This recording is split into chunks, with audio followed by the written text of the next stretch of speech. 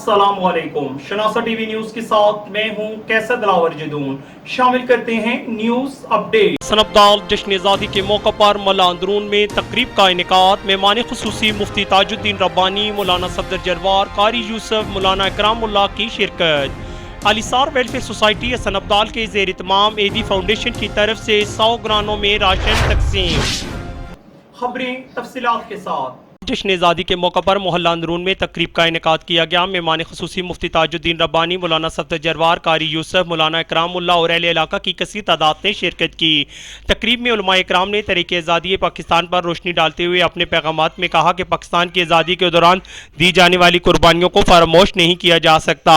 अल्हम्दुलिल्लाह आज हम एक मुकम्मल आज़ाद रियासत में आबाद है। आज़ादी का जश्न मनाना ये नहीं कि बाजे बजाए जाएँ या बाइक के सिलेंसर उतार कर दूसरों को अजियत दी जाए, बल्कि आज़ादी का असल मकसद अपने असलाफ की कुर्बानियों को याद करके उनको खराज तहसीन पेश किया जाए। तकरीब का इनेकाद अफजाल कुरैशी, इरफान कुरैशी, शेख नसीम, हाजी नदीम और मोहल्ला अंदरून के दीगर नौजवानों ने किया। अलीसार वेलफेयर सोसाइटी सनबदाल के ज़ेर इत्माम एदी फाउंडेशन की तरफ से 100 ग्रानों में राशन तकसीम किया गया, जिसमें सनबदाल के मुस्तहिक ग्रानों को मुकम्मल राजदारी के साथ माहाना राशन तकसीम किया गया।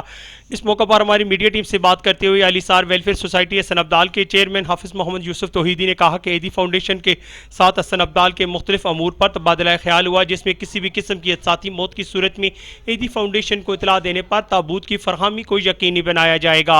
इंशाअल्लाह मैं उम्मीद करता हूँ कि एदी फाउंडेशन को सनबदाल दोबारा बुलाया जाएगा और ऐसे दूसरे इदारों तक भी रिसाई की जाएगी।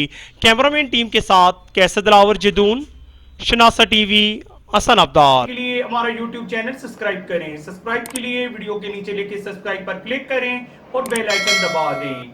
शनासा टीवी रखे आपको हर खबर से बाखबर।